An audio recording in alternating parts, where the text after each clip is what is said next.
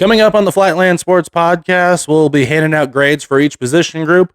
We'll also have the good, the bad, and the ugly of the Big 12 week. And Texas Tech released its complete non-conference schedule for basketball. All that and more. And now, what is this? I know you're gonna dig this. This is the Flatland Sports Podcast. Where do you come from? Lubbock, Texas? Lubbock, Texas. A place called Blowout. I wonder if they think I'm so gorgeous back in Lubbock. What do you care about Lubbock? You're big time now. I'm just a little homesick, that's all. Is that what you want, Larry, to spend the night in Lubbock, Texas at a day's inn with a $15 voucher from Cinnabon? Lubbock? No, it's near Lubbock. What's it like there? It's flat, real flat. You stand on a coffee can, you can see Colorado.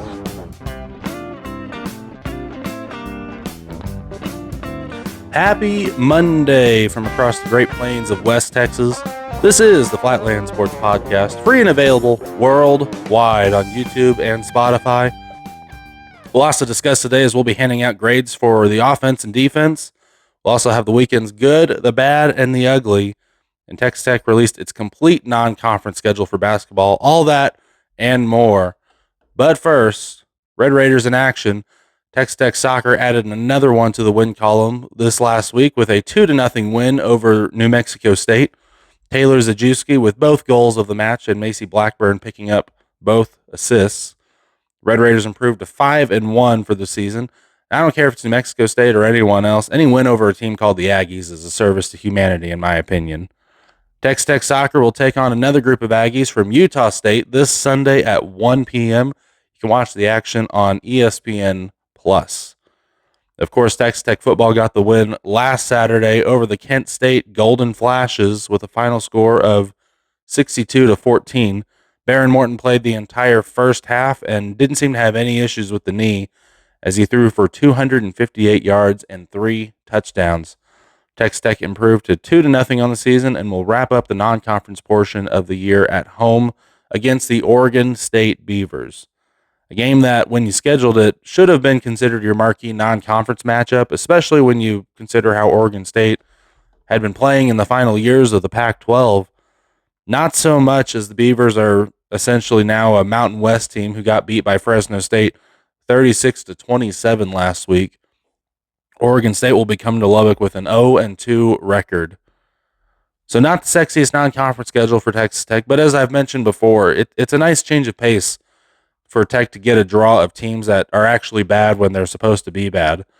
Considering last year when you ran into a buzzsaw with ACU, who was expected to be a cupcake, but turned out to have a Power 4 roster with former Texas Tech players and Keith Patterson coaching. The year before that, you got to go on the road to Wyoming, who is always tough at home, and just got smacked in the face in that game. And then you had to turn around and play number 6 Oregon. Before that, you got a ranked North Carolina State team on the road. All that to say, I'm glad with this particular team, with its almost entirely new roster and 2 new coordinators in Mac Leftwich and Sheila Wood, that you get to ease into the season and find your footing first. You know, this is, in my opinion, and partially why basketball primarily schedules cupcakes in the non-conference, and also almost why most professional leagues have a preseason, because you need games to break in your team without completely breaking your season. Until now, and until college football adds some sort of preseason, you know, you're going to have games like Arkansas Pine Bluff, Kent State, Oregon State. These will be a necessity before you start conference play, especially with the transfer portal and especially with NIL. You're starting with almost entirely new rosters each season, every year. Take Texas, for example. What benefit was it to throw Arch Manning into the fire for game 1 against Ohio State? I mean, we as fans enjoyed it, but it certainly didn't benefit the Longhorns in any way. And Manning certainly could have benefited from, playing who knows who, Rice, before going in and having to play Ohio State on the road. Not that I'm really kicking up for the Longhorns in any way here. But let's move on now, and we'll award our Week 2 position group grades. First off, quarterbacks, you get an A+.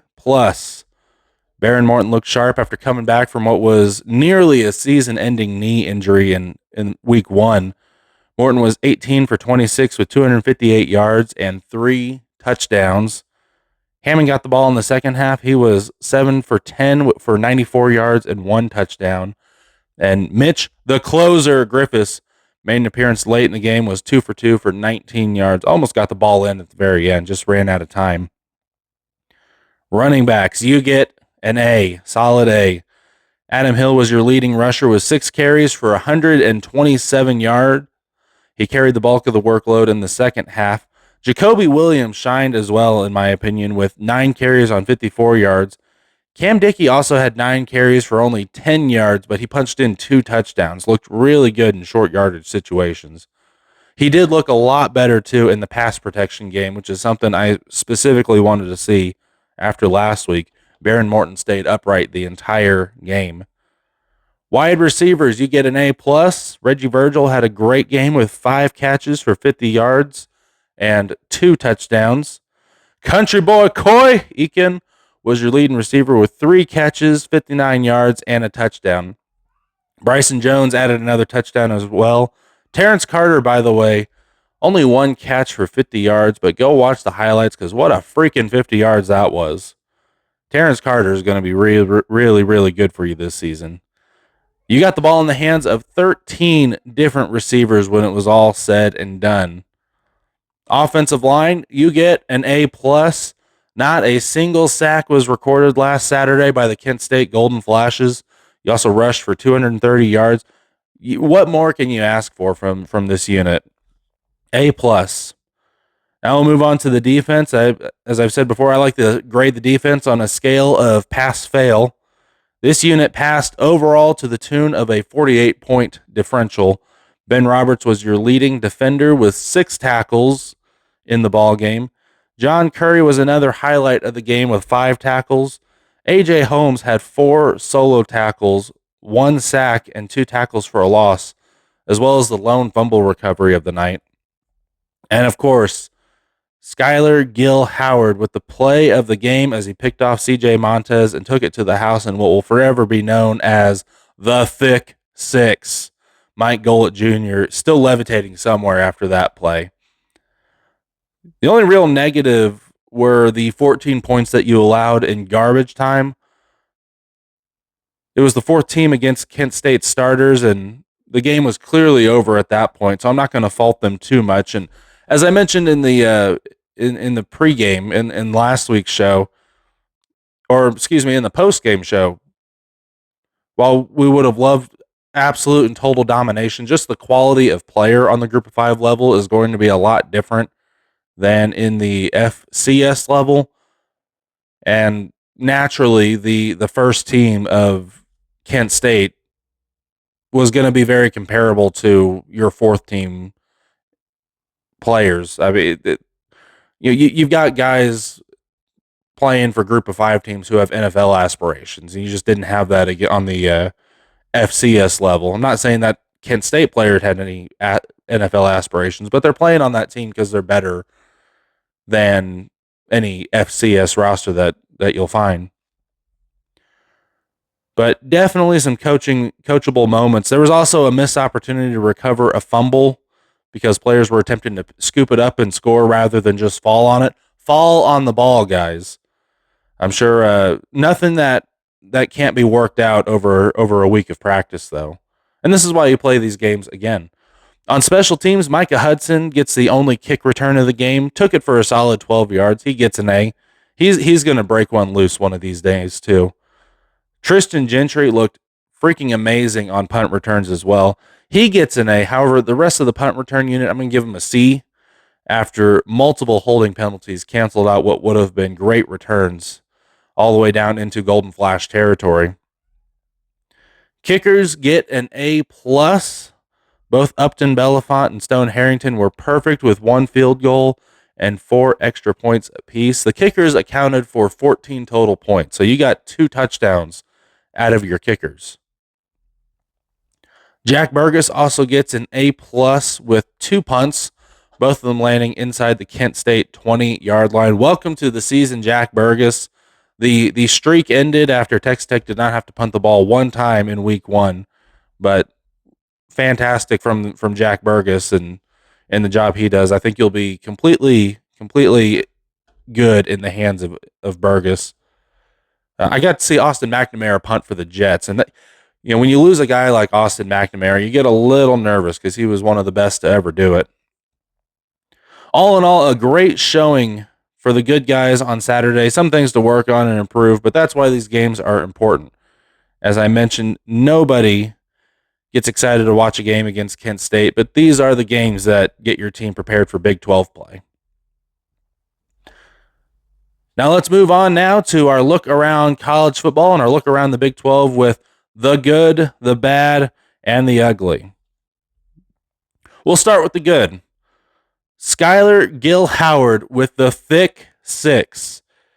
Skylar Gill Howard, by the way, quickly becoming one of my all-time favorite Red Raiders. The last press conference, he came in full uniform just because he didn't want to take it off because he just loves playing for Texas Tech that much. He knows there's only going to be 12 of these games guaranteed this season, and he just wants to enjoy any second in a Red Raider uniform. I love the heck out of that. Mike Golick Jr. may still be maybe a lifelong Texas Tech fan after getting Evie Mays on Friday and calling that play too. Next, Iowa State's 16-13 win over Iowa. Kyle Conrady, kicked off a 54-yard field goal to win the Cyhawk Trophy. ISU currently my front runner to play in Arlington along with Texas Tech. They are looking really, really good this year. Iowa State is the real deal. Next, Baylor's comeback win over number 17 SMU. I thought Baylor was done. I was getting ready for the post-game show, and they tied it as I was getting ready and ended up delaying the post-game show to watch the end of regulation for that one. Baylor won on a 27-yard field goal in double overtime after SMU missed the field goal right before. Suck it, ponies. So Baylor, another team, I'm not sure if I'm ready to say they're Big 12 championship caliber, but they're definitely a lot better than I think people were thinking that they were after last week. And then one final one for the good column, TNT's broadcast, absolutely elite. Everything from the pregame show to the camera angles to the floating camera to the call by Mike Golick Jr., absolutely first class. They made it about the game and everything we love about college football. They didn't try to just fill the whole thing up with SEC propaganda. And they were happy to be there, even though it was Texas Tech versus Kent State in a blowout. This is my biggest complaint with ESPN and occasionally Fox, but not as much. But it just always feels like the guys calling these games are mad that they have to be there, that they'd prefer to be somewhere else calling a bigger, better game. TNT absolutely happy to be there. TNT can't say enough about it, and I hope they come back to Lubbock soon. I really hope to see TNT as the primary media partner for the Big 12, since clearly they are fully invested in this. For those of you who don't know, TNT is just picking up games that were sold off by ESPN, and this, as I've heard mentioned before, and Brett Yormark has kind of hinted, this is TNT's audition to try to get the Big 12 media rights when they expire at the end of the decade. And man, I'm all for it. It would be nothing but great for the Big 12 to have a partner who actually cares about you and isn't just disdained by your existence like ESPN is. Moving on now to the bad. Kansas losing to Missouri 42-31. Went up 21-6 early and just couldn't hold on to the lead. I had higher hopes. I started my post-game show talking about how I thought Kansas was a Big 12 title contender. They still might be, but that's going to be one that's going to sting the Jayhawks for a long time, especially with who it was, blowing a 21-6 lead like that. Also, West Virginia losing on the road to Ohio. Now, West Virginia fans, I said this on Twitter, don't turn on Rich Rod just yet. You were never going to be good this year. Give him until next year before you start putting real estate signs in his front yard, before you start calling for him to be fired. Trust the climb. The Rich Rod era, I think, could actually be pretty good at West Virginia, but I'm not saying you were expected to lose this game, but it's always tough to play a G5 team on the road, no matter who's playing. And Rich Rod's got a long way to go with West Virginia. Moving on now to the ugly Oklahoma State. My goodness. Got blown out 69-3 on the road against Oregon. Now, Oregon is a really, really good team this year. But it was the worst loss of the Mike Gundy era since a 58-0 shutdown in 2000 to Texas Tech. All that said, Mike Gundy may be finished at OSU. I predicted that kind of at the beginning of the season. I wonder if he's going to make it to the end of the season. I would hope so, because Oklahoma State owes it to Mike Gundy. Frankly, partially you can make an argument that Mike Gundy, the game has just passed him by. And the other argument that I think is primarily the issue is that Oklahoma State just doesn't want to allocate funds and put in for NIL the way that they used to back when T. Boone Pickens was still alive. I think it's an absolute, you could almost make a case for it being fraud. I'm not making any accusations or allegations here. This is just an opinion. But the way T. Boone Pickens' estate was allocated after he passed away, it from what I understand, it all went to a charity in Oklahoma to protect wild Mustangs.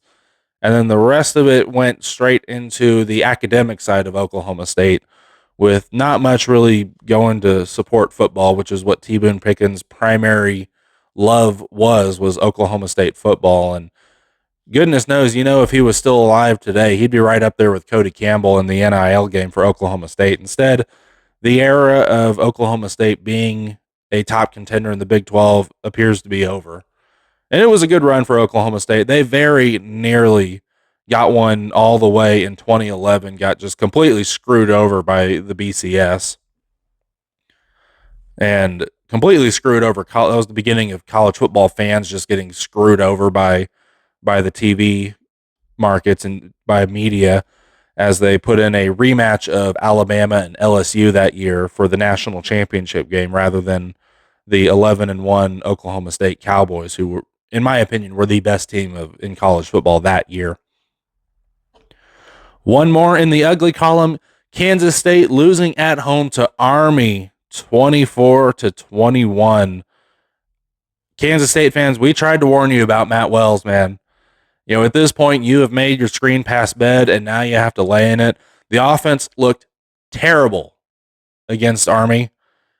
The play calling was everything I expected from a Matt Wells offense. And, at Kansas State fans, it's been a while since you had to get used to losing some games. So I would say that you're due. It may be a long season for Kansas State if they can't turn some things around. I figured this might be the game where if they still had Big 12 championship aspirations, that this was the game where you turn things around.